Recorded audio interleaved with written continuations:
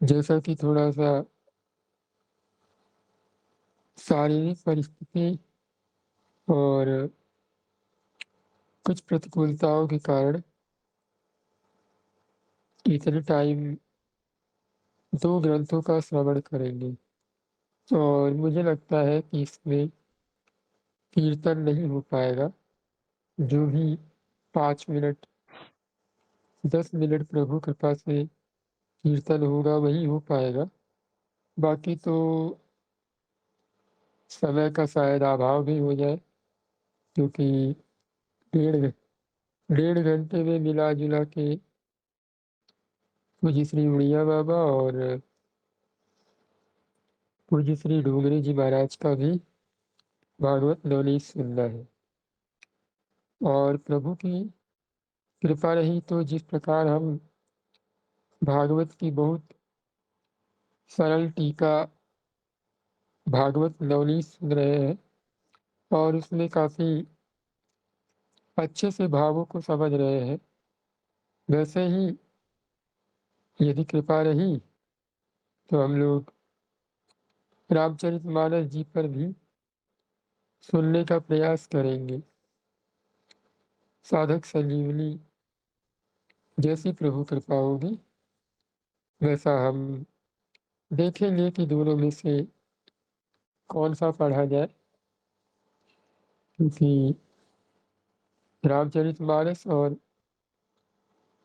गीता दोनों ही बहुत विलक्षण ग्रंथ हैं। इन दोनों पे हम सुनने का प्रयास करेंगे। अभी तो फिलहाल हम पूज्य उड़िया बाबा का उपदेश सुनेंगे। 2 मिनट स्तुति करके उसके बाद हम सत्संग में प्रवेश करेंगे। गुरुर्ब्रह्मा गुरुर्विष्णुः गुरुर्देवो महेश्वरः गुरुर्साक्षात् परब्रह्म तस्मै श्रीगुरवे नमः। मूकं करोति वाचालं पङ्गुं लङ्घयते गिरिं यत्कृपातमहं वन्दे परमानन्दमाधवं। सच्चिदानन्दरूपाय विश्वोत्पत्त्यादिहेतवे तापत्रयविनाशाय श्रीकृष्णाय वयं नमः। वंशी विभूषितकरान्नवनीरदाभः पीताम्बरादरुणबिम्ब कलाधरोष्ठात् पूर्णेन्दुसुन्दरमुखात् अरविन्दनेत्रात् कृष्णात् परं किमपि तत्त्वमहं न जाने। श्री सीताराम, श्री राधेश्याम। हम थोड़ा-सा कुछ भाव है जो आप लोगों को बता दें कि एक शब्द है कृपा। इसका बार-बार आप लोग चिंतन कीजिए और विचार कीजिए कि हमारे आपके जैसे कई ऐसे होंगे जो अभी माया की प्यार भरी दुलार में सो रहे होंगे। यानी संत और माया दोनों एक साथ चलती हैं। हम संतों की कृपा में हैं, इसका अनुभव हमें बहुत तेज़ी से कर लेना चाहिए, क्योंकि कृपा का अनुभव करना ही भक्ति का सर्वोत्तम, सर्वोत्कृष्ट साधन है। यानी भक्ति की सबसे ऊँची पहचान है। ये बस शब्दों में ना हो, ये बस बातों में ना हो, ये वास्तव में अनुभव किया जाए कि हाँ, बात तो सत्य है। मेरे जैसे कितने जीव ऐसे होंगे जो बेचारे पता नहीं किस परिस्थितियों में पड़े होंगे, पर यकीन मानिए जो कृपा का अनुभव कर लेगा, वो निश्चित आनंद में आ जाएगा। गोस्वामी जी ने कहा, तुम्हारी कृपा पाव कोई कोई, यानी आपकी कृपा कोई कोई पाता है, यानी कृपा सबके ऊपर समान रूप से है। एक होता है पा जाना और एक होता है बस कृपा है। जो इस चीज को पकड़ लिया कि मेरे ऊपर बहुत कृपा है, बहुत कृपा मतलब वास्तव में बहुत कृपा है, अपने आप को फील कीजिए कि मैं माया के किस दरिया में डूब रहा था, किस लहरों में बह रहा था, लेकिन आज दरिया भी वही है, लहरें भी वही हैं। बस हमारे सोचने, हमारी समझने, हमारे अनुभव करने की क्षमता परिवर्तित हो गई है। जो विचारधारा संसार तक, सांसारिक जीवों तक, सांसारिक वस्तुओं तक जाती थी, आज वो न चाहते हुए भी भगवान की तरफ अपने आप मुड़ जा रहे हैं। चाहे वो संकोचवश, चाहे वो लज्जावश, चाहे वो प्रेमवश, चाहे ज़िम्मेदारीवश, किसी भी के वश में होकर हमारा रुख परिवर्तित हो चुका है। हम सवेरे आते हैं, किसी-किसी का प्रेम होगा, किसी-किसी को डर होगा, किसी-किसी की चाह होगी, किसी को लज्जा होगा, लेकिन उठ तो रहे हैं ना, कृपा तो है ना हमारे ऊपर। ये चीज़ का अनुभव कीजिए। भक्ति करना, साधन करना, सत्संग सुन लेना आसान बात तो नहीं है, लेकिन अगर कलयुग के जीवों की भाषा में कहा जाए तो ये सब तो बड़ा आसान है। लेकिन वास्तविकता ये है, अंदर से फ़ील किया जाए, अंदर से प्रसन्न हुआ जाए कि कितनी कृपा है हमारे ऊपर। भगवान से कहा जाए, प्रभु ऐसा दुःख दीजिए, ऐसी पीड़ा दीजिए मेरे हृदय में कि आपके बिना रहा न जाए, आपके बिना कुछ अच्छा न लगे। देखे बिन रघुनाथ पद, हिय के जरन न जाए। ऐसा आपका चिंतन, आपका भाव हो जाए। हम सत्संग में आ रहे हैं, रोज़ टाइम-टाइम से बैठ जा रहे हैं, इसमें सफलता थोड़ी है। सफलता इसमें है कि हम आकर बैठे और हम उन महान-महान संतों की तरह, उन महान प्रेमियों की धारा में बहने शुरू हो जाए, ये सफलता है। 10,000 नाम जप करना, 1 लाख नाम जप करना, खूब भक्ति करना, खूब प्रेम करना, अच्छी बात है, बहुत अच्छी बात है। लेकिन विचार किया है क्या आपने कि हम उस प्रेम धारा में क्यों नहीं बह रहे हैं? हमारे में क्या ऐसी कमी हो गई है? हम किस परिस्थिति में, किस जगह पर अटक जा रहे हैं कि वो विरह है, वो तड़प हो नहीं रही है? हमारी उम्र धीरे-धीरे बीतती चली जा रही है। कोई 29 का होगा, कोई 30 का होगा, कोई 40 का होगा, कोई 15 का होगा। इतने दिनों में आपने क्या हासिल कर लिया? हम संसार में कोई काम करते हैं, कोई क्रिया करते हैं, उसका मुख्य उद्देश्य होता है सफल होना, सफलता प्राप्त करना। अपने कार्य को करते हुए प्रसन्नता प्राप्त करना, अपने कार्य को करते हुए अंदर की खुशी को देखना, उस कार्य को करते हुए कृपा का अनुभव करना। क्या हम भक्ति में ऐसी कृपा का अनुभव कर पा रहे हैं? रोज़ यहाँ आना, ग्रुप में टाइम से मैसेज कर देना, ग्रुप में मैसेज को पढ़ लेना, बड़े अच्छे-अच्छे पोस्टर को देख लेना, इसमें हमारी सफलता है। पूज्य श्री आनंदमयी माता की एक बड़ी अच्छी बात थी, जिस प्रकार व्यक्ति ट्रेन में नहीं बैठता, तब तक वो जानकारियों को हासिल करता रहता है। कभी टिकट वाले के पास जाना, टिकट कितने में मिलती है, कब मिलती है, कहाँ मिलती है, कैसे मिलती है, कब तक मिलती है, इन चीज़ों की व्यक्ति जानकारी लेता रहता है। यानी शास्त्र पढ़ना, भगवान के बारे में जानना, ये सब चीज़ों को जानता रहता है। लेकिन हमें आपको विचार करना चाहिए,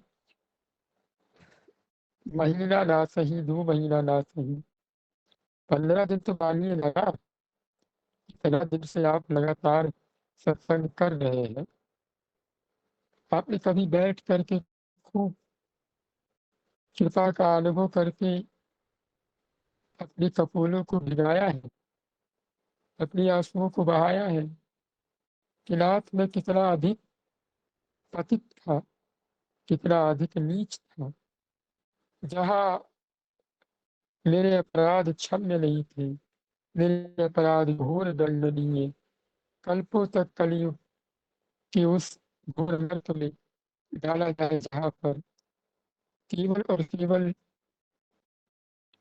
बुरे विचारों का प्रवाह बहता हो, जहाँ सुकून नाम की कोई एक वर्ड ना हो।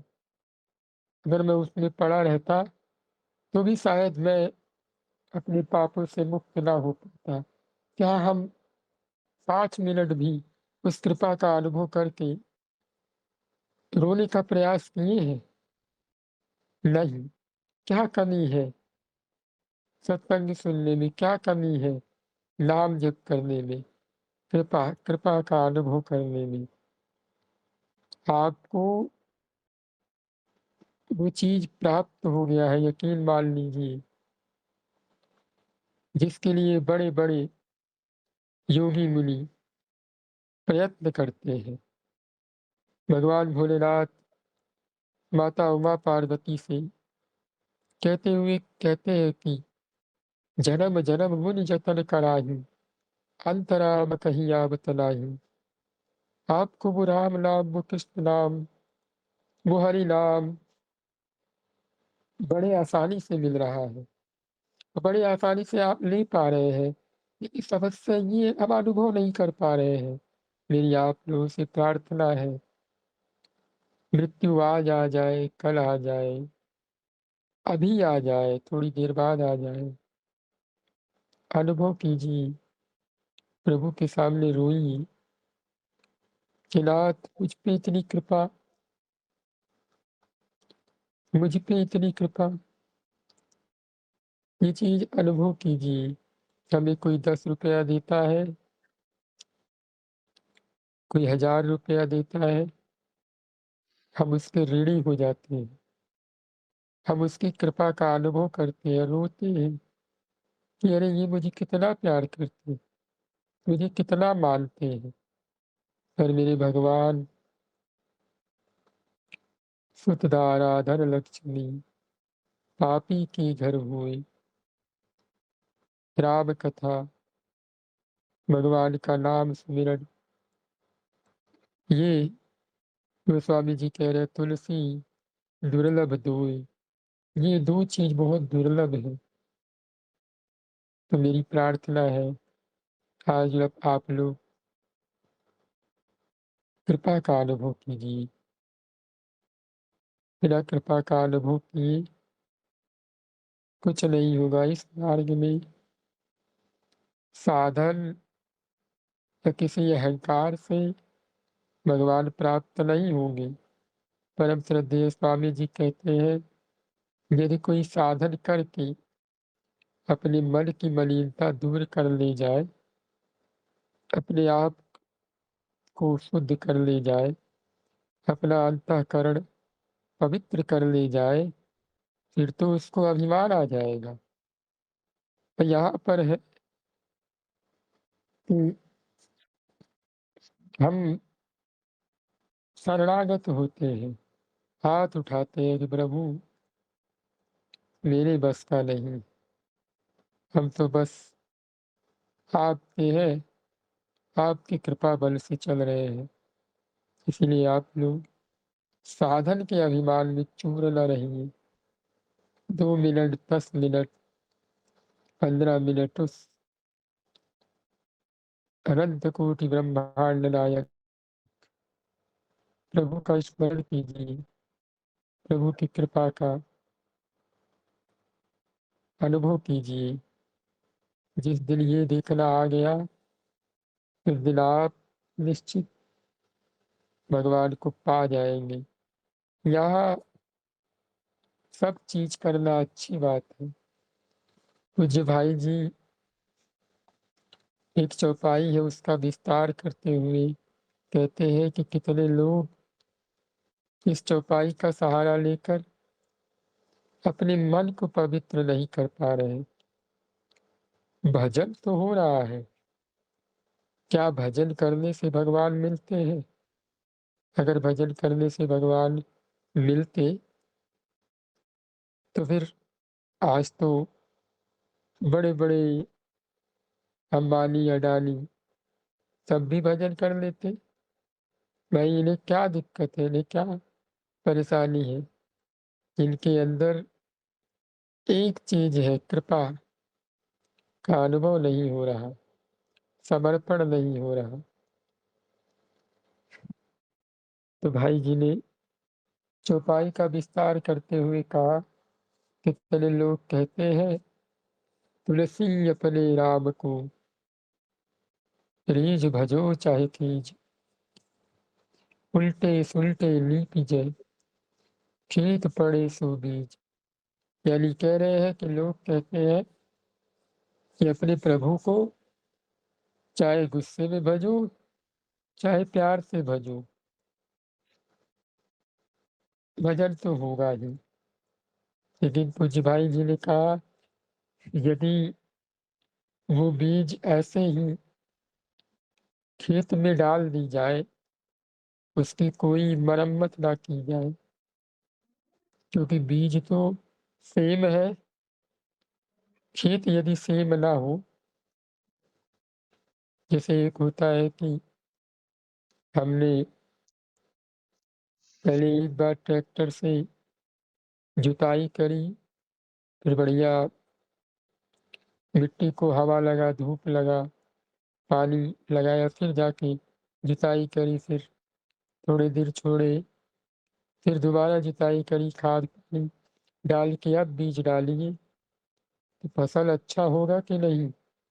एक होता है कि गए कई दिनों का ऊसर पूरा एकदम धूप से तपता हुआ जमीन, ट्रैक्टर लगाया, जुताई करके बीज डाल दी, उसमें और उसमें बड़ा अंतर हो जाएगा। दोनों जमेंगे तो, लेकिन बल नहीं होगा।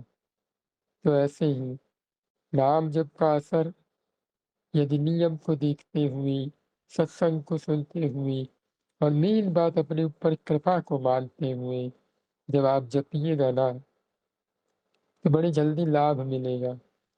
उस दिन हमने पूजूड़िया बाबा की सत्संग में सुना कि एक व्यक्ति होता है जो घंटों घंटों काम करता है, तब जाके उसे कहीं 10,000 15,000 मिलता है। और एक व्यक्ति होता है एक कलम चला देता है, 1 घंटे बैठता और एक केवल कलम चलाता है, 1,00,000 2,00,000 ऐसे पैसे कमाता है। तो ऐसे ही कुछ साधक जन ऐसे हैं जो दिन रात नाम जप कर रहे हैं, लेकिन कुछ नहीं हो रहा, परिवर्तन नहीं हो रहा। और कुछ ऐसे साधक हैं 5 मिनट में उनका अंतःकरण बेचैन हो जाता है, रोने लगते हैं, तड़पने लगते हैं, छटपटाने लगते हैं, बेकाबू हो जाते हैं। क्या करें, कैसे करें? कहाँ जाए, कैसे भगवान मिले, पूरा तड़पने लगते हैं।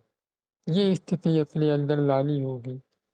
अभिमान करने से, साधन के बल से कुछ नहीं होने वाला। यहाँ पर लाथ सकल साधन मैं हीना, कीन्ही कृपा जानि जन दीना। मतंग ऋषि कह रहे हैं कि प्रभु मैं सारे साधनों से हीन हूँ, पर जबकि वो स्त्री पुत्र बच्चे सबको छोड़ करके एकांत आश्रम में रहते हैं और वो कह रहे हैं कि नाथ सकल साधन मैं हीना, प्रभु मैं सारे साधनों से हीन हूँ, पर आपने कीन्ही कृपा जानि जन दीना, मेरे ऊपर आपने कृपा करी अपना दीन जन समझ के। क्या वो ये नहीं कह सकते थे, प्रभु मैं दिन रात भजन करता हूँ, मेरे सामने आ गए तो कौन सी बड़ी बात आपने कर दी। उनके साथ रहने वाले सुग्रीव जी महाराज कह रहे हैं, अब प्रभु कृपा करहु यही भांति, सब तज भजन करहु दिन राति। क्या वो ये नहीं कह सकते कि प्रभु कृपा क्या करना, इतनी बड़ी कृपा तो हो गई, दिन रात हम आपके साथ रह रहे हैं। ये समझने योग्य बात है जो मैंने आप लोगों को बताने का प्रयास किया। अगर आप लोग इस पर विचार कीजिएगा, बहुत जल्दी प्रभु के लिए रोना, प्रभु के लिए तड़पना आएगा। यदि वास्तव में आप प्रभु को पाना चाहते हैं, ये रास्ते का मजा लेते हुए, रास्ते में आनंद लेते हुए फिर रोज सवेरे उठ जाना है, सत्संग में आ जाना है, खूब ढेर सारा ज्ञान अर्जन कर लेना है, इससे क्या सिद्ध हो जाएगा। अपने हृदय की स्थिति को देखिए, मन के विचारों को देखिए कि एकांत में जाने के बाद वो आपको कहाँ ले जा रहा है, उसकी कौन सी गति है, वो किस दिशा में जा रहा है। एकांत पाने के बाद वो प्रभु के लिए रोता है या सांसारिक विचारों में डूब जाता है। अगर डूब जाता है तो प्रश्न कीजिए क्यों, कारण क्या है। कोई बनिया दिन भर काम करे, 10 रुपया कम हो जाए तो उसका शब्द आता है क्यों, आखिर क्या कमी हो गई। और हम सत्संग कर रहे, नियम कर रहे, प्रभु कृपा से सारे सत्संग का सार, सारी बातों का सार ग्रुप में पोस्ट आ रहा है, वो पढ़ रहे हैं, लेकिन परिवर्तन नहीं हो रहा क्यों, क्या कारण है। अनुभव, अनुभव नहीं कर रहे, कृपा तो देख कर रो नहीं रहे। तो आशा करता हूँ आप लोग मेरी बात को समझ पाए होंगे। आप लोगों का इतना समय लेने के लिए क्षमा चाहता हूँ, लेकिन मुझे लगा कि ये बताना ज़रूरी है। यहाँ पर आप लोग फॉर्मेलिटी करने मत आइए, खूब सोइए, आनंद में रहिए और अपने भजन के अहंकार में डूबिए, बड़ी अच्छी बात। मुझे आप लोगों को प्रसन्न करने में, आप लोगों को सुखी करने में कोई लाभ नहीं है। यहाँ पर कोई एक भी सच्चे हृदय से प्रभु की तरफ लग जाए, यही मेरी मंगल कामना है। बाकी जो अभिमान में है, जो दिखावे में है, उनको मेरा प्रणाम है। उनको एक बात कह दूँ कि उनके इन सब विचारों से मुझे कोई फ़र्क नहीं पड़ने वाला, या उनके इन सब भावों से मुझे कुछ समझ में नहीं आने वाला। पर विचित्र बात ये है कि हमें बड़ा हँसी आता है कि हम उसके सामने कपट कर रहे होते हैं, छल कर रहे होते हैं, जो संसार की इतनी बड़ी विलासिता को छोड़कर अपने प्रभु के लिए प्रेम में पागल हुआ हो, अपने प्रभु के लिए डूबा हो, उसके सामने हम छल कर रहे होते हैं। छल ऐसा कि 2 मिनट में झूठ बोल देना, 2 मिनट में ऐसी बातें कर देना कि लगे कि वो भी संसारी है। अरे संत और भगवंत को जानना, समझना सबके बस की बात होती तो आज सब कसौटी पे होते और भगवत प्राप्ति कर चुके होते। हमारी बुद्धि माइक है, हमारा नेत्र माइक है, केवल माया को देखता है। जो सच्चे में प्रभु की कृपा में होगा ना, केवल प्रभु को देखेगा और कुछ नहीं देखेगा। इसीलिए बहुत सावधान हो जाइए, मेरी प्रार्थना है। जो चालाकी, जो दिमाग आप लगा रहे हैं, जो बुद्धि आपकी चल रही है, उसको परिवर्तित कर दीजिए। संतों में, भक्तों में लगाना छोड़ दीजिए। जो भी आपको गलती से भी दिख जाए, छोड़ दीजिए, नहीं तो आपके श्रद्धा और आपके भाव का पतन हो जाएगा। श्रद्धा भाव का पतन होते ही किसी काम के नहीं रहेंगे आप। इसलिए आप लोगों में से बहुत सारे ऐसे हैं जिनमें बड़ा दिमाग तो है, पर हँसी आता है कि प्रभु बेचारे हैं, इन पर कृपा हो तो इनके ऊपर बड़ी कृपा हो जाएगी। तो इसीलिए हम अपनी वाणी को यही विराम देकर, इस टॉपिक को यही रोक करके आगे बढ़ेंगे पूज्य उड़िया बाबा की उपदेश में। जिन्होंने सुन लिया है, समझ लिया है, मेरी बात पर विचार कीजिएगा। बहुत जल्दी लाभ मिलेगा, बहुत शीघ्र लाभ मिलेगा। इससे अच्छा कोई और साधन नहीं है। हमने कल सुना था पूज्य उड़िया बाबा की उपदेश में कि गुरुदेव भगवान में, तुलसी माता में, गौ माता में जड़ बुद्धि नहीं करनी चाहिए। यानी ये इंसान है या ये नॉर्मल है, ऐसा विचार कभी भी नहीं करना चाहिए। हो सकता है आपके गुरुदेव आज अच्छे हों, कल किसी लीलावश, प्रभु की कृपावश उनका आचरण भ्रष्ट हो जाए या वो ऐसी क्रिया कर जाए प्रभु के साथ मिल के, क्योंकि हमें आपको तो सिद्धों की गति-बति तो पता नहीं है।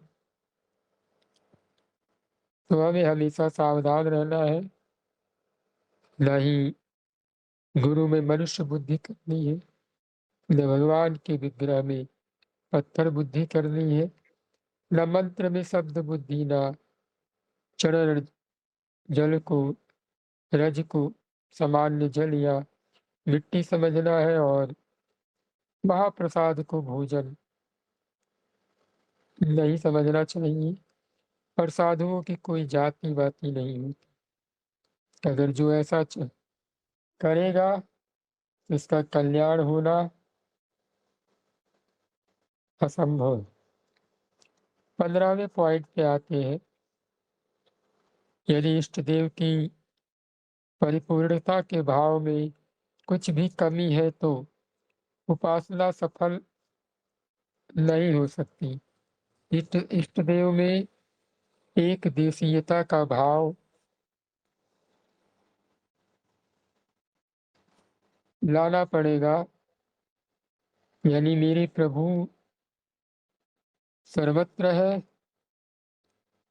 वे केवल एक नहीं है। ऐसा भाव यदि आ रहा है तो फिर कहीं न कहीं आप गलत जा रहे हैं।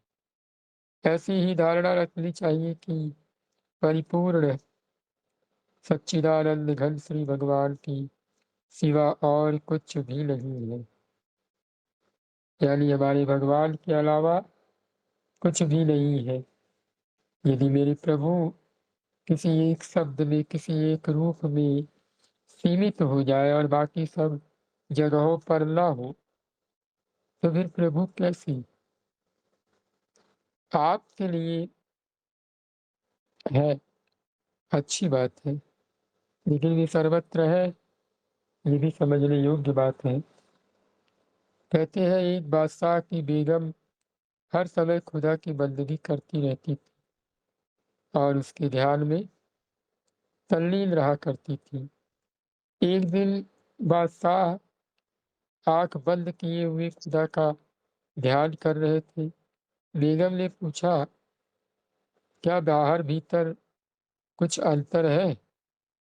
बादशाह ने कहा, हाँ, अंतर है। बेगम बोली, तो आपकी इबादत कुछ नहीं है। बादशाह ने कहा, मतलब? बेगम ने कहा, जब तक बाहर भीतर एक न हो तब तक सच्ची उपासना नहीं हो सकती। यानी आप लोगों को समझ में आ गया होगा कि आप एक उदाहरण के तौर पे ले लीजिए कि ये एक बाहरी अवस्था है। यहाँ पर हम बैठे हुए हैं, अभी हम 15 मिनट 20 मिनट से अपने आप को भूले हुए हैं। हमें खुद अपने आप का ध्यान नहीं है कि हम क्या है, स्त्री है, पुरुष है, पत्नी है, पुत्र है, भाई है, बहन। बिल्कुल विस्मृत हुआ पड़ा हुआ है हमारा भाव। तो ये तो हो गई बाहरी अवस्था। अब अगर यही अवस्था इतने सारे ग्रुप में आप हैं, सत्संग सुन रहे हैं, तो खैर ये तो सात्विक माहौल है। या आप सात्विक हो गए, आपका विचार, आपका मन पूरी तरह लीन हो गया। लेकिन अब विचार कीजिए कि हम एकांत में बैठे और इस समय भी हमारा भाव यही हो, हम ऐसे ही भूले पड़े हो, तब आप सही बात है कि हाँ, सत्संग आप सुन रहे हैं। लेकिन ऐसा नहीं होता है। और दूसरा उदाहरण ये है कि आप बैठे 2 मिनट के लिए 2 मिनट बैठ करके आप देखें कि कंबल में भगवान, दीवाल पे भगवान, नीचे भगवान, सर्वत्र भगवान। मतलब आपकी ऐसी स्थिति बनी कि आप सब जगह भगवान को देखने लगे और आप आंख बंद किए, वही भगवान आपके विचारों में भी चलने लगे। जो जो व्यक्ति आवे, जो जो वस्तु आवे, जो जो सामान आ रही है, सब में कहीं न कहीं आपके वही भगवान को देखकर आप प्रणाम कर रहे हैं। अच्छा ये आ गया, ये भी तो भगवान ही है। हाँ, हाँ, ये भी तो मेरे भगवान ही है। गुरुदेव में बुरा भाव आ गया, अरे गुरुदेव भगवान आप ऐसा क्यों कर रहे हैं? आप ही हैं। प्रभु आ गए, प्रभु है। बुरा विचार आ गया, जय हो प्रभु। यानी जरा भी अंतर न हो, अंदर अंतर है, आप अंतर्मुख हुए बैठे, टेंशन में आ गए कि मैंने ऐसा कैसे सोच लिया। मैं लगाना छोड़ दीजिए, मैंने ऐसा उनको कैसे देख लिया। अरे मुझे और मेरे भगवान के अलावा कौन देख सकता है? यहाँ पर यदि कोई है तो वो आप है, यानी मैं है, जो आपको परेशान कर रहा है। आप आंखें बंद करें, कोई और आ जाए और वो बुरे प्रकार का आपसे व्यवहार करने लगे, आपकी आंखें बंद होने पर आप टेंशन में आ जाते हैं कि अरे उनके बारे में मैंने ऐसा कैसे सोच लिया। अरे उनको कहाँ से लेके चले आए आप? वो इतने बड़े सर्वशक्तिशाली, सर्वव्यापी कैसे हो गए? सर्वव्यापी, सर्वशक्तिशाली केवल एक है, वो है भगवान, और कोई नहीं है। यानी मेरे ठाकुर जी के अलावा कोई है ही नहीं। अगर कुछ है तो भ्रम है, मेरी अपनी बनाई माया है, मेरा अपना बनाया अहंकार है, जिसके कारण मैं दुखी हो रहा हूँ। आप बैठे ध्यान करने, किसी व्यक्ति के प्रति गलत भावना आ गई, धारणा आ गई, तो आप उस व्यक्ति को क्यों देख रहे हैं? तुरंत प्रणाम कीजिए, अरे प्रभु, आप इस रूप में कहाँ आ रहे हैं? अपने उस रूप में आइए, बढ़िया कमर में कमरबंदी बाँधे हुए, एक हाथ में लकुट लिए हुए, नेत्रों को इधर-उधर मटकाते हुए आइए। ये कहाँ आ गए किसके रूप में? यहाँ कोई है क्या? आपके अलावा कौन है प्रभु? तो आपको सुकून मिलेगा। या हम टेंशन में आ जाते हैं, अरे हम तो आँखें बंद किए, उनके बारे में हमारा भाव कैसे इतना बुरा हो गया, अब हमसे तो अपराध हो गया, अब हम क्या करें? अब हम कहाँ जाएँ, उनसे जाएँ, अब उनसे माफ़ी माँगना पड़ेगा कि मैं ध्यान कर रहा था उनके प्रति, बुरा विचार आ गया। प्रभु कहते हैं लो, माया कहती है देखिए भगवान, ये कहता है कि आपके हैं हम, यही सुनाता है आपको कि प्रभु मैं केवल आपका हूँ, आप केवल मेरे हैं, आपके अलावा मैं किसी को नहीं मानता। तो फिर ये कौन है भाई? आप ध्यान करने बैठे, आपकी स्त्री, आपका पुत्र, आपका भाई, कोई ऐसा दुश्मन आपके विचार में आया, अरे इतना शक्तिशाली हूँ, कैसे हो गया? उसमें इतनी ताकत कहाँ से आ गई? क्यों अपने आपके ध्यान में आ गया? आपके ध्यान में आने वाले केवल एक है, वो है हरि, और किसी में क्षमता नहीं है। और सच पूछिए, आपके अलावा और उनके अलावा कोई है ही नहीं।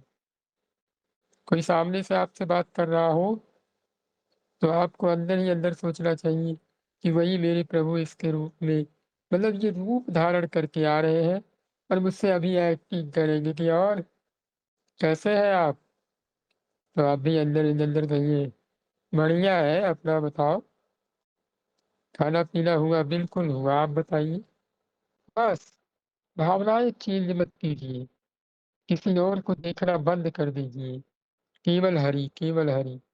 और जब आप अंदर आइए, आँखें बंद कीजिए, बिल्कुल अंतर नहीं, कोई दिख जाए, कैसे भी दिख जाए, किसी भी दृश्य में दिख जाए, आनंद में रहिए। तो आप लोगों को समझ में आ गया कि जिसके बाहर और भीतर ज़रा भी अंतर ना हो, वो वास्तव में उपासना कर रहा है। और जो बाहर तो तुम बिन कोई नहीं, हेतु हमारो आप ही हैं मेरे, आपके अलावा कोई नहीं है, ऐसा बाहर देखे, लेकिन जब अंदर बैठे तो बस द्वंद्वों में चिल्लाना, चीखना, परेशान होना, टेंशन में आ जाना, ये मूर्खता है। अरे आप बैठ जाइए, बैठ करके देखिए कि आज प्रभु कितने रूपों में मेरे सामने आ सकते हैं, कौन-कौन से विचारों में मेरे सामने आ सकते हैं, कौन-कौन सी भावनाओं में मेरे सामने आ सकते हैं। आप देखना सीखिए। लोग कहते हैं लीला चिंतन नहीं हो रहा। लीला चिंतन इतना आसान चीज़ है क्या? देखिए, विचार कीजिए, प्रभु की सब लीला है। अभी मैंने कहा ना, मानना सीखिए, कृपा मानना सीखिए।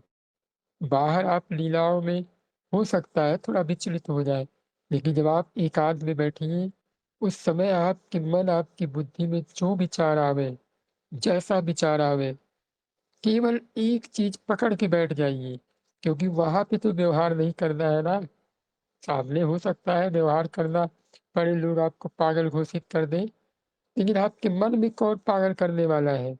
आपका मैं, आपका अहंकार आपको पागल बना रहा है, आपको मूर्ख बना रहा है। कुछ भी भाव आवे, मुस्कुराइए, वाह! प्रभु की क्या लीला है। प्रभु इसके रूप में भी आ गए, प्रभु ऐसा रूप भी बना लेते हैं, जय हो। प्रभु ऐसे विचारों में भी आ सकते हैं, वाह! बैठ कर के अंदर ही अंदर मुस्कुराइए और रोते रहिए कि नाथ कितनी कृपा है कि आप इन सब रूपों में आ रहे हैं। आपकी लीला अद्भुत है। आप सच में कर्तुम् अकर्तुम् अन्यथा कर्तुम् सर्वसमर्थ हैं। आप कुछ भी कर सकते हैं। मैं जान गया नाथ। तो ईशान भाई की एक बात मुझे याद आ गई यहाँ पे, कि जैसे माँ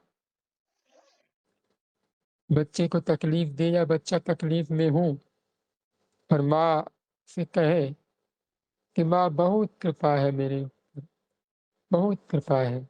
तब माँ हृदय से लगाकर कहती है, अभी कहाँ? अभी तो और कृपा करेंगी। ऐसे ही जब आप एकांत में बैठकर कहिएगा, नाथ जय हो, जय हो, आप किसी भी रूप में आ जाते हो। बड़ी कृपा है, आपकी लीला देखिए प्रभु, इतनी अच्छी लीला आप कर रहे हैं, इतना सुंदर प्रसंगों में आ जा रहे हैं, कभी उनका रूप धारण करके, कभी उनका रूप धारण करके। तो प्रभु कहते हैं, अभी कहाँ तुमने मेरी लीला देखी, अब मैं तुम्हें अपनी लीला दिखाऊंगा, वास्तविक लीला। तो पहले अंदर को शुद्ध कीजिए, बाहर अपने आप क्लियर होने लगेगा। जिस दिन अंदर की शक्ति जागृत हुई, उस दिन बाहर सर्वत्र प्रभु दिखाई देंगे। तो 5 मिनट 10 मिनट बाहर हो सकता है व्यवहार करना पड़े, थोड़ा संभाल के चालाकी के साथ व्यवहार कीजिए, लेकिन अंदर डरिए मत। अंदर कोई भी आ जाए, कैसा भी आ जाए, अरे आपके और आपके प्रभु के अलावा कोई है ही नहीं, सच बता रहे हैं।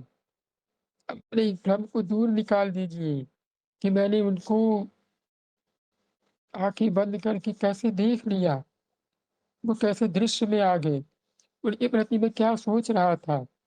अरे मुस्कुराइए, अपने मन को देख करके देख, कितना मलिन है तू।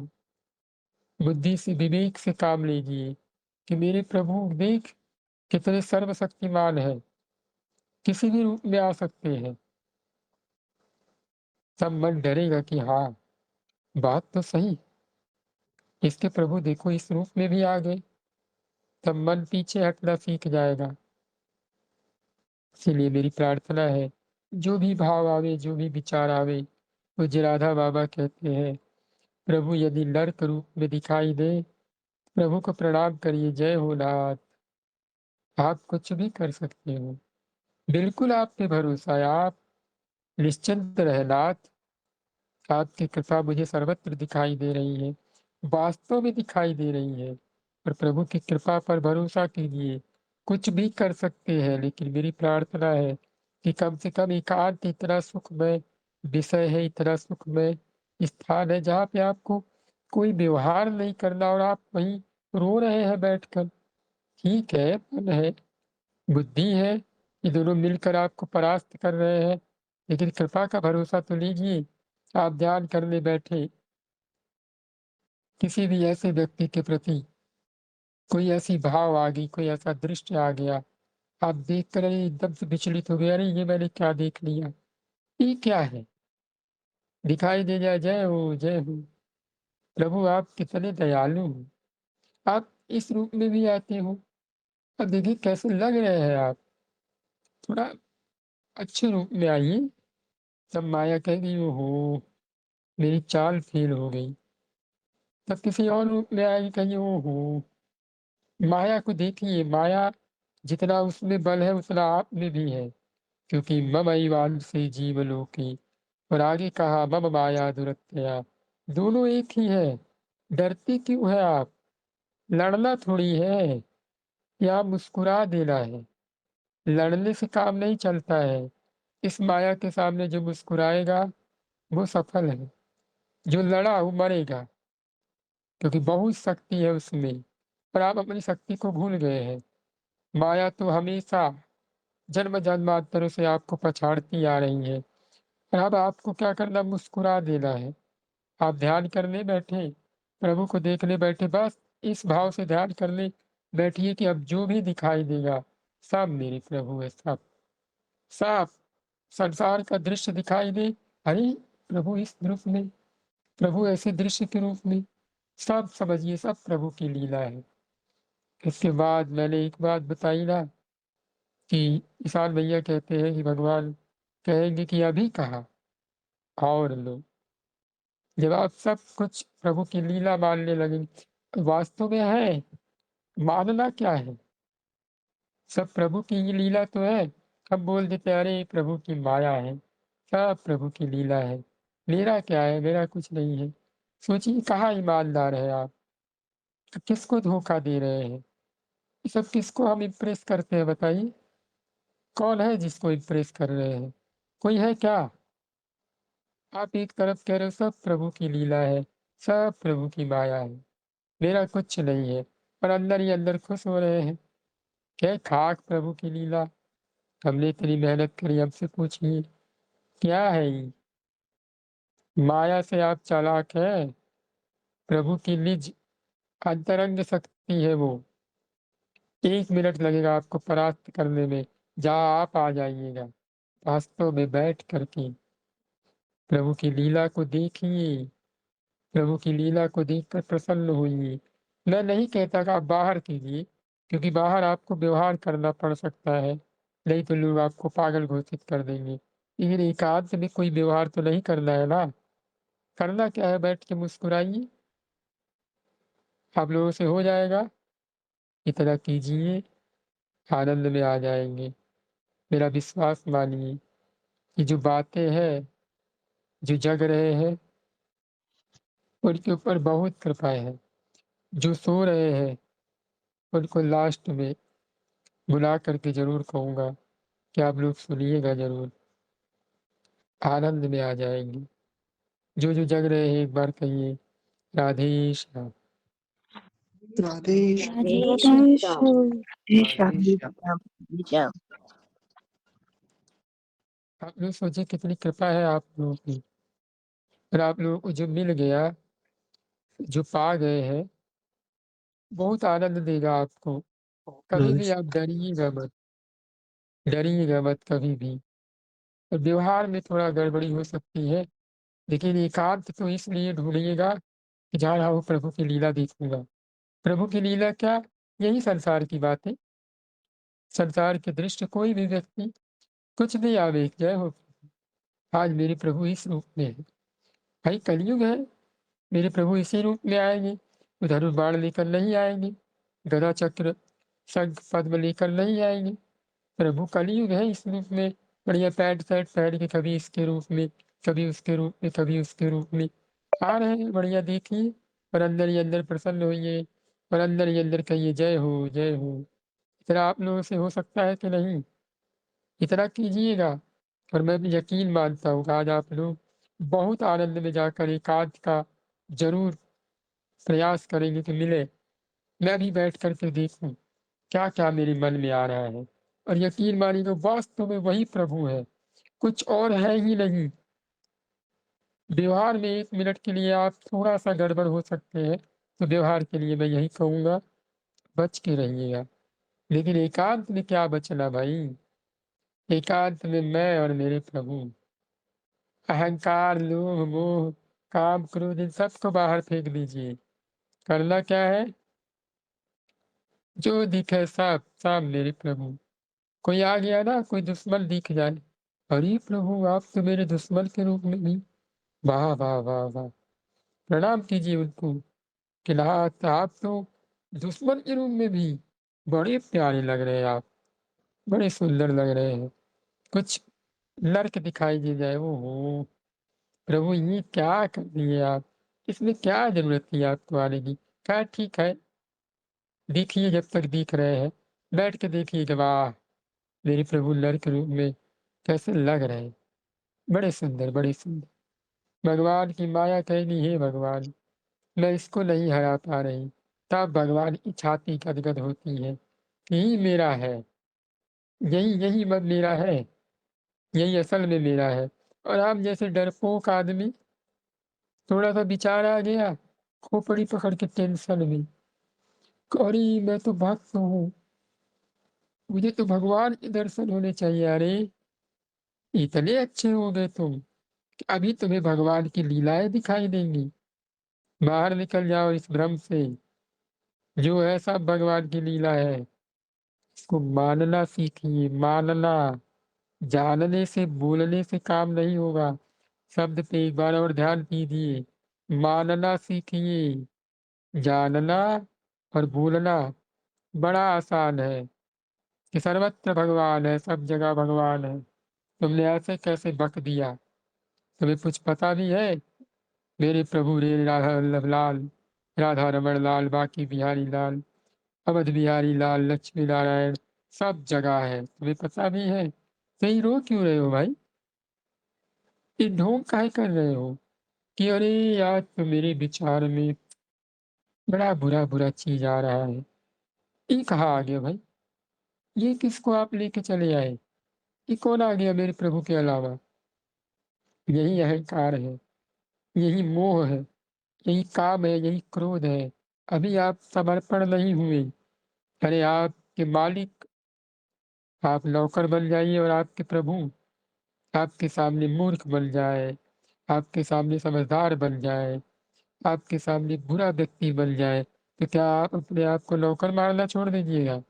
आपके प्रभु मूर्ख हो गए तो आप उनके ऊपर धौंस जमाइएगा कि है मूर्ख कहीं के, तुम मेरे मालिक हो? नहीं, आप नौकर हैं, वो मालिक हमेशा थे, हमेशा।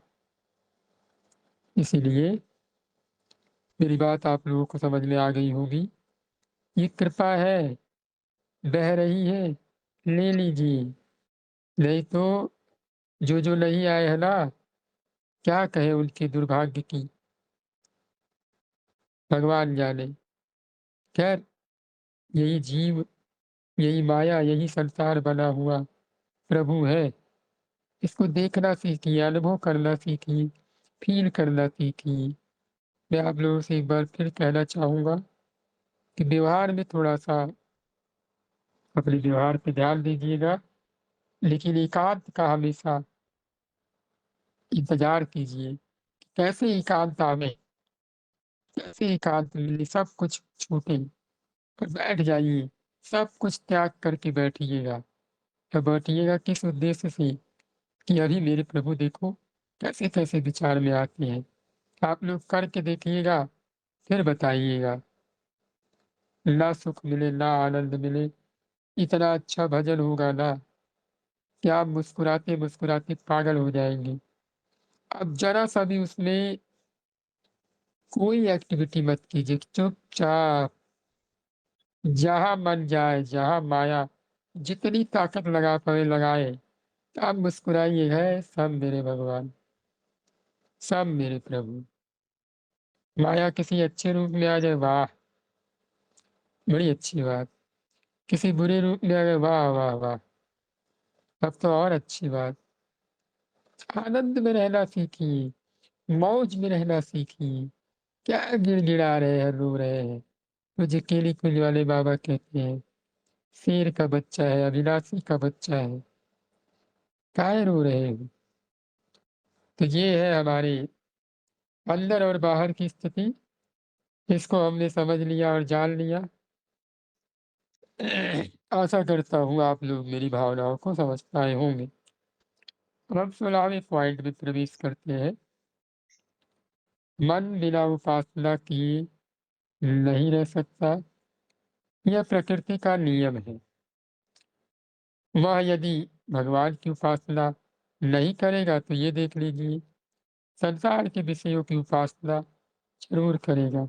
किसी एक की उपासना तो करनी ही पड़ेगी, अतः उसे भगवान की उपासना में लगा दो। यानी ये मन का जो काम है ना, वो किसी न किसी के पास तो ज़रूर रहेगा, अटैच तो ज़रूर होगा। उपासना का अर्थ क्या है? पास हो जाना, किसी के भी पास हो जाना, बहुत करीब हो जाना, मन से, बुद्धि से, शरीर से बहुत नज़दीक हो जाना, इसे उपासना कहते हैं।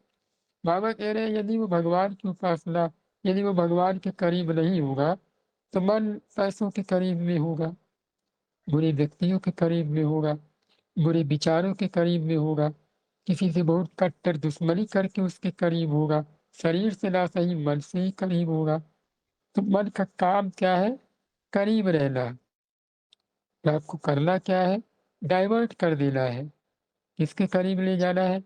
भगवान की। और होना कैसे है? अभी हमने जाना कि शरीर से व्यवहार से ना हो पाए, लेकिन एकांत में तो हो सकते हैं ना। क्यों? इसमें किसी को कोई डाउट है? नहीं है। अब आप लोग अपने अंदर की स्थिति का विचार कीजिए कि किसके-किसके मन में बेचैनी छाई हुई है कि सत्संग बंद हो तो एकांत में बैठे और देखें कि जैसा भैया ने बताया था वैसा हमारे अंदर हम भी देखें, एक बार सच बताएं कि क्या हमें भी अब पक्का मान लीजिए होगा, यकीन मान लीजिए जो आज ये अनुभव कर लिया 10 मिनट बैठ के कोई भी आवे, माया पहली बात तो वो विचार लाएगी नहीं, क्योंकि उसको खबर पड़ गया है। क्योंकि माया, जीव, भगवान अगर तीनों है तो ठीक है, वैसे है तो सब एक ही, लेकिन अगर आप तीन मान रहे हैं बड़ी अच्छी बात है, मानिए अभी पहले पहले के लिए मानना चाहिए। तो माया, जीव, भगवान और संसार, चार मान लीजिए, तीन का है चार, ये चार है, वैसे है तो नहीं, है तो एक ही। अगर ये चार है तो आज जा करके बैठिएगा तो यही सब विचार कीजिएगा कि सब भगवान, जो दिखे जय हो, जो दिखे जय हो। मुस्कुराइए, प्रसन्न रहिए, कोई दिख जाए। आज आपकी माया को खबर तो पड़ गई ही होगी कि अभी हम थोड़ी देर बाद कुछ करने वाले हैं एक्सपेरिमेंट। तो अब तो आपकी माया सतर्क तो हो ही गई है, आप एकांत में बैठिएगा तो वो आपको अब बुरे विचार में नहीं फंसा पाएगा, क्योंकि आप जान गए हैं कोई बुरा विचार है ही नहीं, कोई दुश्मन आएगा वो दुश्मन है ही नहीं, कोई व्यक्ति आएगा वो व्यक्ति है ही नहीं, क्योंकि बाहर ना फंसा लेगी, बाहर ना आपको हराएगी। ठीक है, अंदर ही अंदर हराइए, एक दिन वही अंदर वाला बाहर भी आ जाएगा। निश्चिंत रहिए, मस्त रहिए, बहुत कृपा है, आनंद में रहा करिए, इतना परेशान ना होइए। ये सत्संग हम और आप थोड़ी कुछ हो रहा है, प्रभु की कृपा से बहुत आनंद है। इतना मस्त रहिए कि जितना कोई नहीं रहता। इसलिए तो कहते हैं कि भक्तजन अपने मस्ती में रहते हैं कि राधा रानी हमारी सरकार फिकर मोहे काहे की। तो आप लोग काहे टेंशन ले रहे हैं। आगे कहते हैं उपासना। उपासना क्या है? करीब होना। और मन का काम क्या है? वो करीब रहेगा। किसके रहेगा? चाहे संसार की, चाहे भगवान की। और आपको होना किसके है? भगवान की। और कैसे होना है?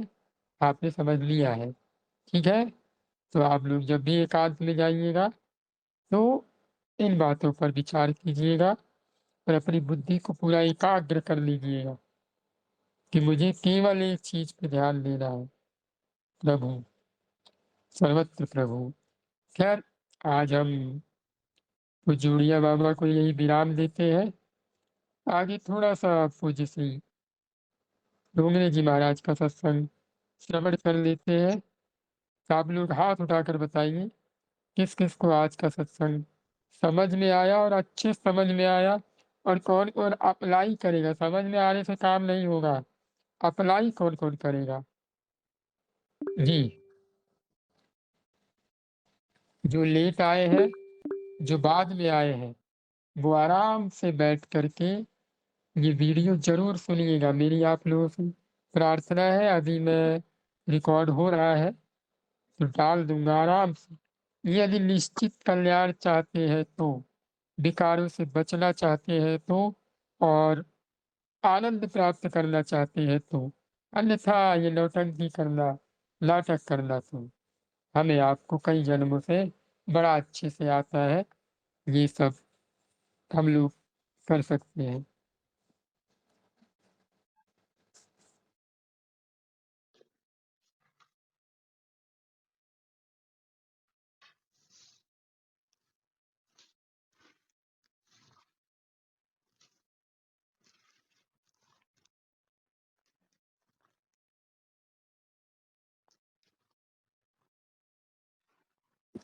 आप लोगों में से कोई भगवान का कीर्तन 2 मिनट करे, तब तक हम पूज्य श्री डोंगरे जी महाराज की विषयों को खोलते हैं।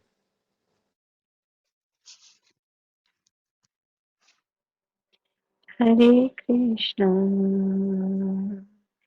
हरे कृष्णा कृष्ण कृष्ण हरे हरे हरे राम हरे राम राम राम हरे हरे हरे कृष्णा कृष्ण कृष्णा हरे हरे हरे राम राम राम हरे हरे हरे कृष्णा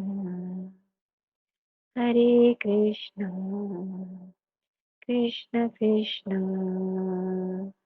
हरे हरे हरे राम राम राम हरे हरे हरे हरे कृष्णा हरे कृष्ण राम। हरे कृष्णा राधे श्याम। प्रणाम दीदी।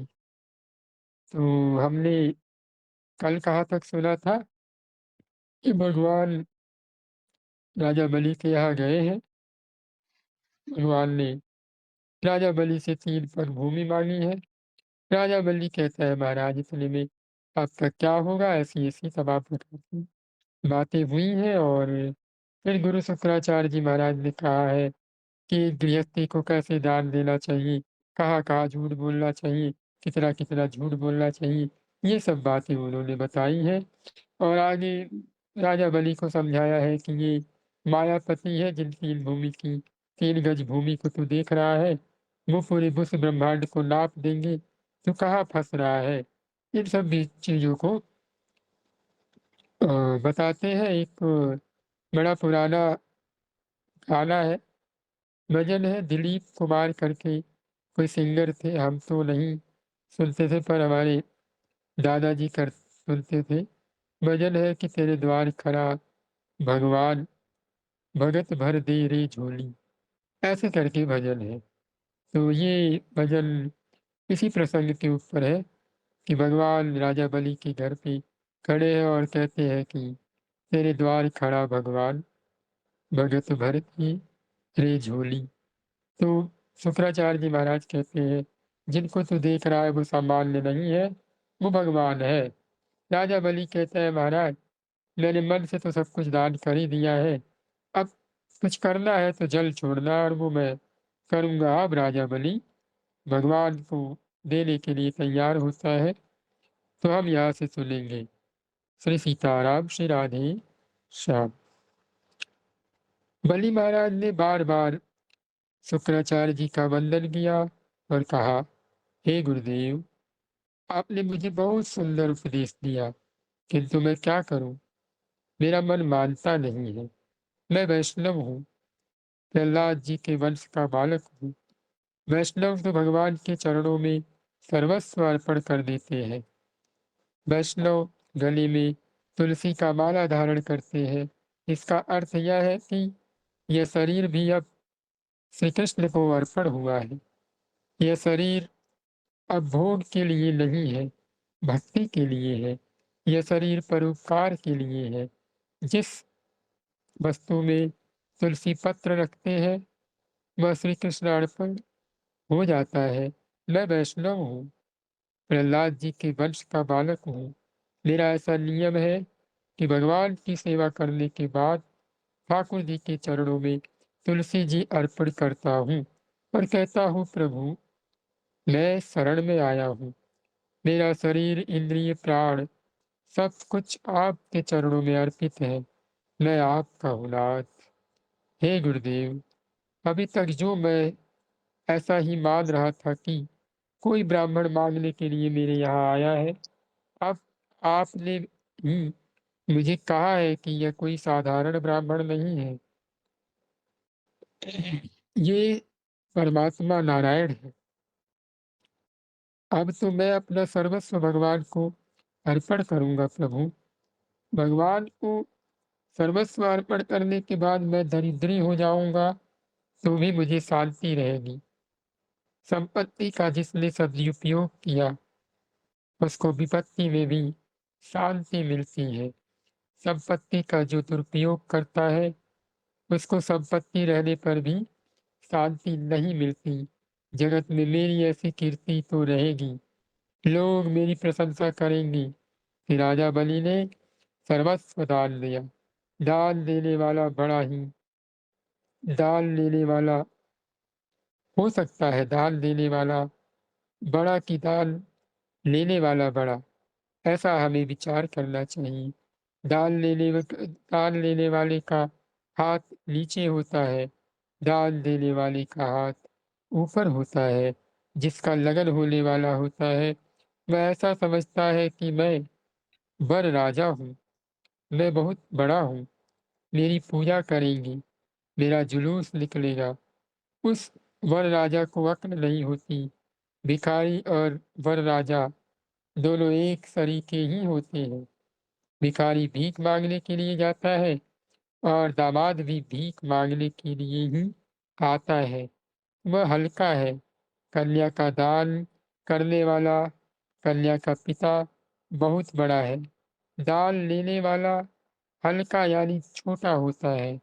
इसीलिए दान लेने वाले का हाथ नीचे होता है। कन्यादान महान पुण्य है। कन्यादान जो करता है वह बड़ा है। दान लेने वाला हल्का यानी छोटा है।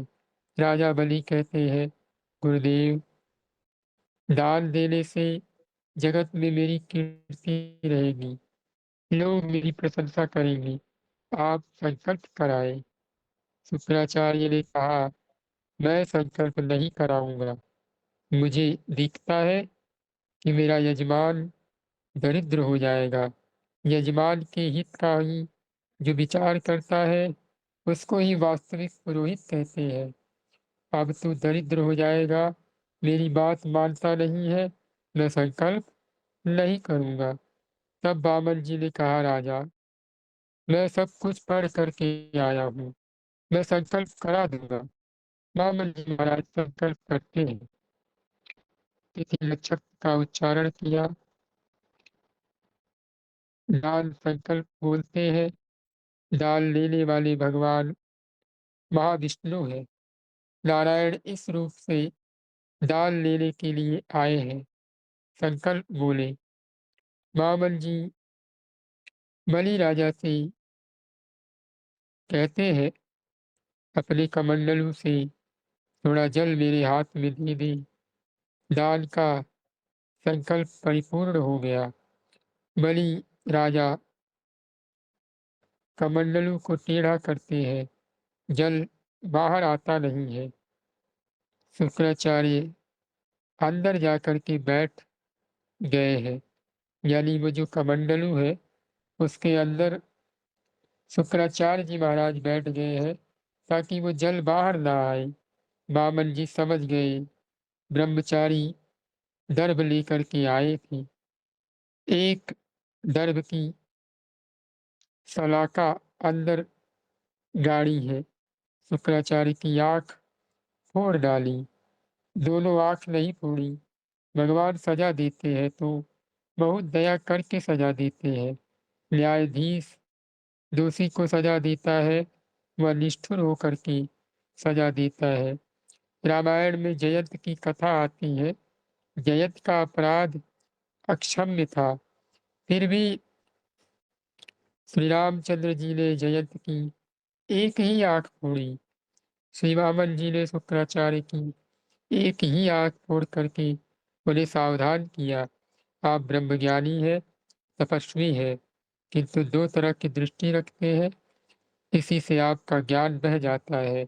ज्ञान को टिकाए रखना है तो एक ही आंख से जगत को देखो।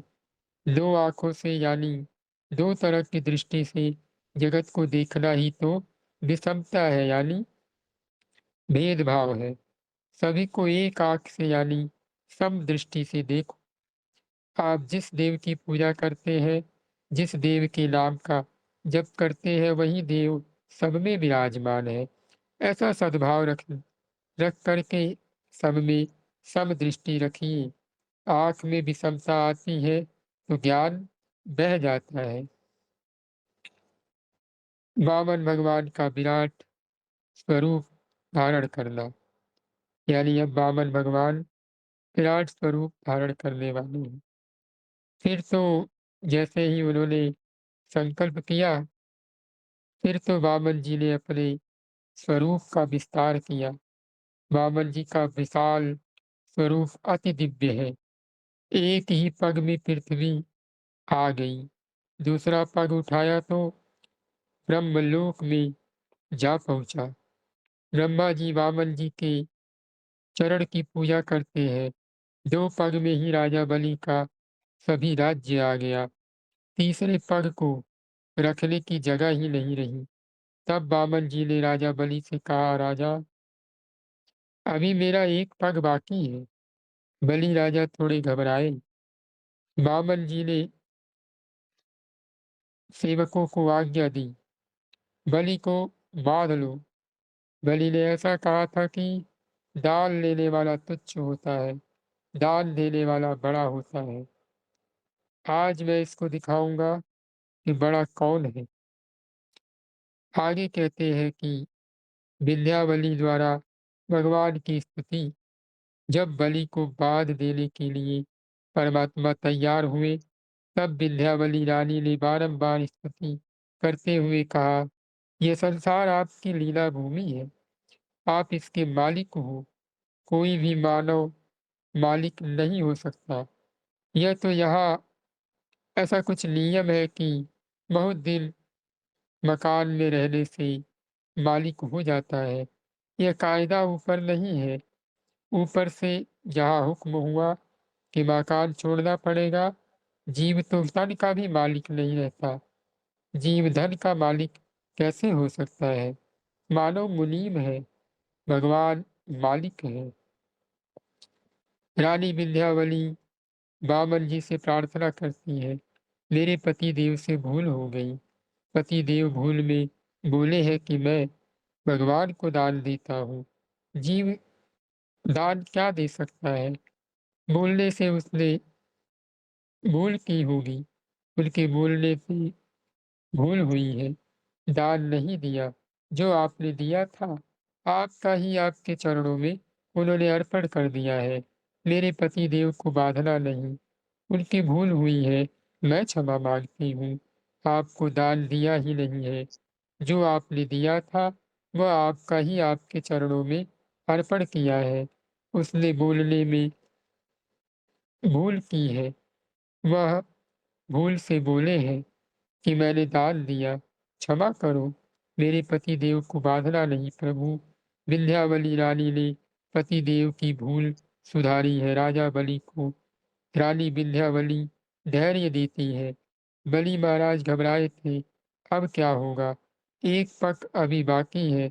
विंध्यावली रानी ने राजा बलि को समझाया, भगवान के चरणों में वंदन करो और वंदन करके ऐसा बोलो कि एक चरण जो बाकी है वह मेरे मस्तक पर रखो। विंध्यावली रानी ने सिखाया है। दसम स्कंद में गोपी भगवान को मानती है। तब गोपी ने कहा, आप अपना हाथ मेरे मस्तक के ऊपर रखो। हे नाथ, अपना हाथ मेरे मस्तक के ऊपर रखो। मस्तक में बुद्धि है, बुद्धि में काम सोया हुआ है। बुद्धि में जो काम है वही श्री कृष्ण मिलन में विघ्न करता है। काम शरीर से निकलता है, काम इंद्रियों से निकलता है, किंतु काम बुद्धि में सोया हुआ रहता है। इसीलिए काम को संस्कृत में हृदयच्छ कहते हैं, यानी हृदय के अंदर विराजमान रहने वाला। बुद्धि में सोया हुआ काम फिर से जागता है। बुद्धि में जो काम है वही श्री कृष्ण मिलन में विघ्न पैदा करता है। भगवान जब अतिशय कृपा करते हैं, कोई सिद्ध महात्मा उसके मस्तक पर हाथ रखते हैं, तभी बुद्धि से काम निकलता है। साधन करने से शरीर से इंद्रियों से काम निकलता है, बुद्धि से नहीं। गोपी भगवान को मानती है। गोपी भगवान से कहती है, मेरे मस्तक के ऊपर हाथ रखो, बुद्धि से काम को बाहर निकाल दो। विंध्यावली रानी ने कहा, भगवान के चरण में वंदन करो। बलि महाराज को अब भान हुआ, परमात्मा को मैंने ऐसा कहा कि दान लेने वाला हल्का होता है, और दान देने वाला बड़ा होता है। मेरी कितनी बड़ी भारी भूल हो गई। भगवान ही इस स्वरूप में आए थे। महाराज बलि बारंबार वंदन करते हैं। मेरी भूल हो गई। मैंने आपको कुछ दान दिया ही नहीं। मैं केवल वंदन करता हूँ। एक पैर जो बाकी है सो मेरे मस्तक के ऊपर रख, मैं आपकी शरण में आया हूँ। भगवान द्वारा बलि का द्वारपाल बनना। एक बार आप लोग कहिए राधे श्याम। राधे श्याम। राधे श्याम। राधे श्याम।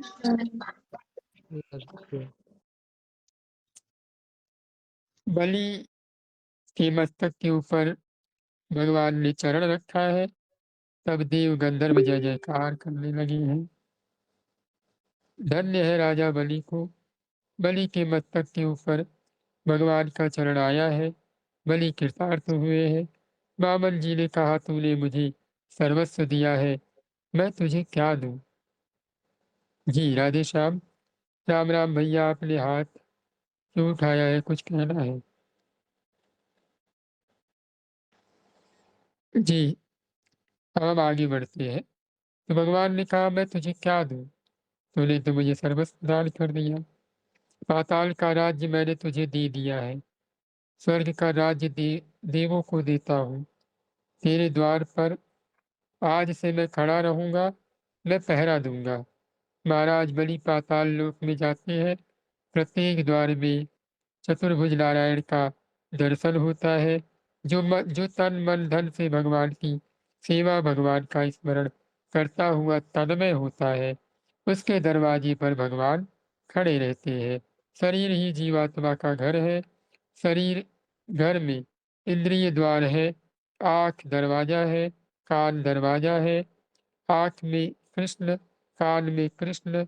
इंद्रिय द्वारा इंद्रिय द्वारा और इंद्रियों के द्वार में भगवान को विराजमान रखो तो काम अंदर नहीं आएगा। जिस द्वार पर भगवान नहीं, उसी द्वार से काम अंदर घुस जाता है।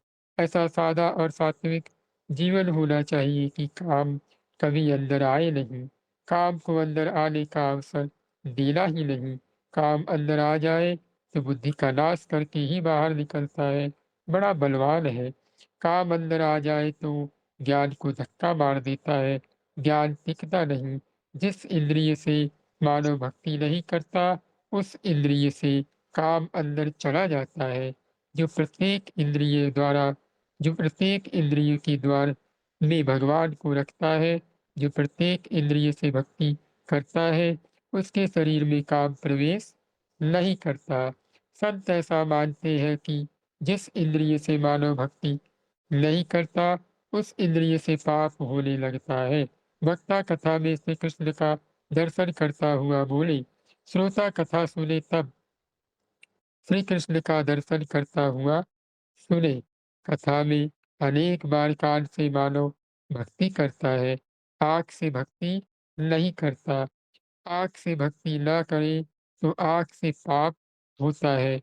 कई लोग ऐसे होते हैं जो बिना कारण चारों बाजू देखते रहते हैं, फिर विचार करते हैं ये हमारे गांव का नहीं है, बाहर किसी गांव से आया होगा, कपड़े बहुत अच्छे हैं, घर का सुख ही लगता है।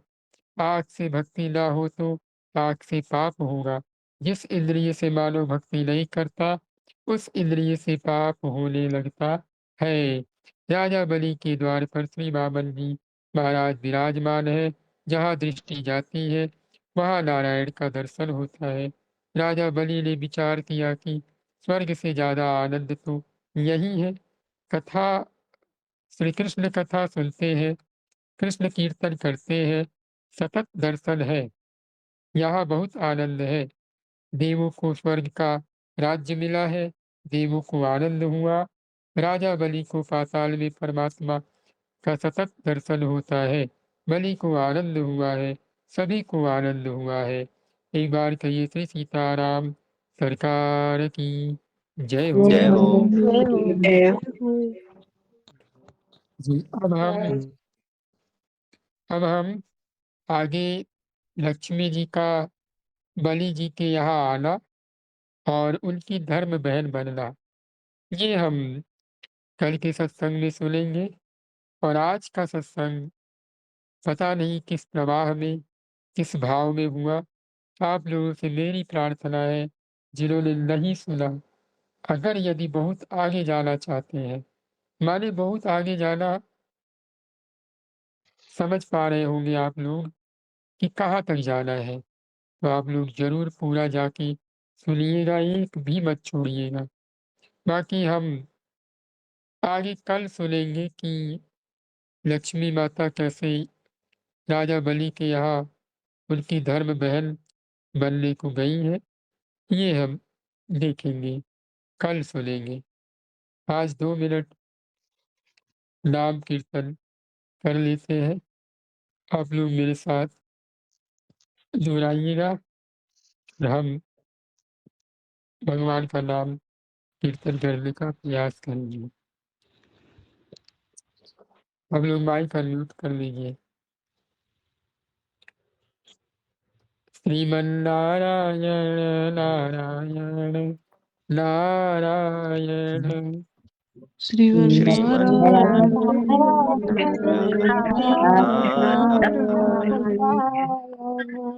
श्रीमन्नारायण नारायण नारायण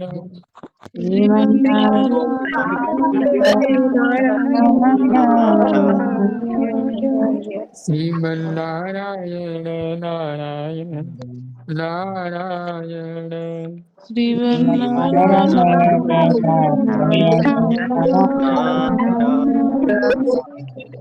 श्रीमन्नारायण नारायण नारायण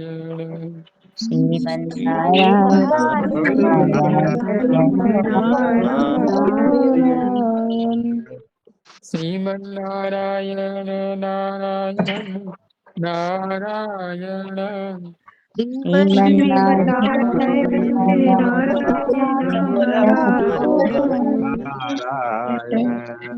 श्रीमन्नारायण नारायण नारायण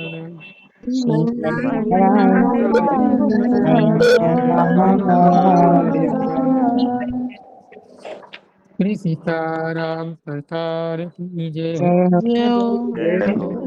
श्री राधे श्याम सरकार की जय हो।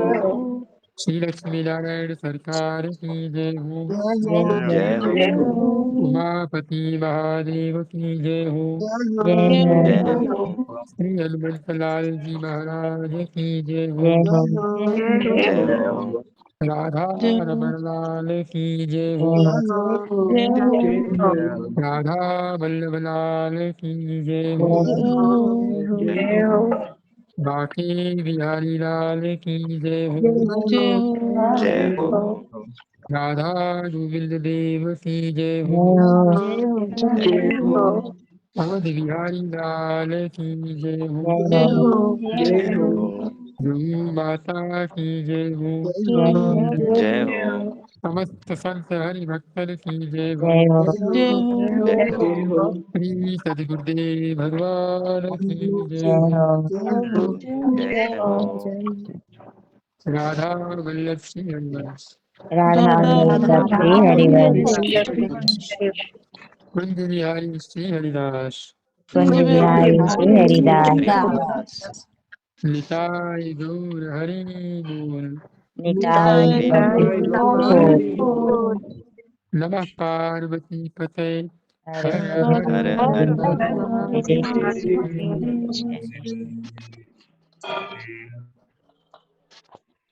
जय जय श्री सीताराम। जय जय श्री राधेश्याम। जी, तो आज का सत्संग आशा करता हूँ आप लोगों को बहुत अच्छा लगा होगा, क्योंकि मुझे वास्तव में खुद बहुत अच्छा लगा। मैं सच बता रहा हूँ, तो आप लोग ज़रूर सुनिएगा। ये अच्छा लगने का विषय मैं आंतरिक भाव से कह रहा हूँ, मुझे बढ़िया शब्दों से कोई मतलब नहीं। भाव को आप लोग सुनिएगा और उस पर ध्यान दीजिएगा। अभी आप लोगों से आज्ञा चाहता हूँ और आप लोग बातों पे विचार ज़रूर कीजिएगा कि वो क्यों कहा गया, किस लिए कहा गया। इस पर आप लोग मेरी विशेष प्रार्थना है यदि वास्तव में कुछ करना चाहते हैं तो ध्यान से सुनिएगा, अगर नहीं तो फिर कोई दिक्कत नहीं है, जो मन करे वो आप कीजिए। भगवान ने स्वतंत्र बनाया है, पाप करने के लिए भी और अपना ध्यान करने के लिए भी। आप स्वतंत्र हैं, आप निर्भय हैं, फैसला आपके ऊपर है कि आपको संसार लेना है या भगवान लेना है, और बचना कैसे है उसका भी प्रभु ने इसलिए उपाय बताया, और आगे आप लोगों की मर्ज़ी। अभी आप लोगों से आज्ञा चाहता हूँ। प्रणाम, श्री सीताराम, राधे श्याम।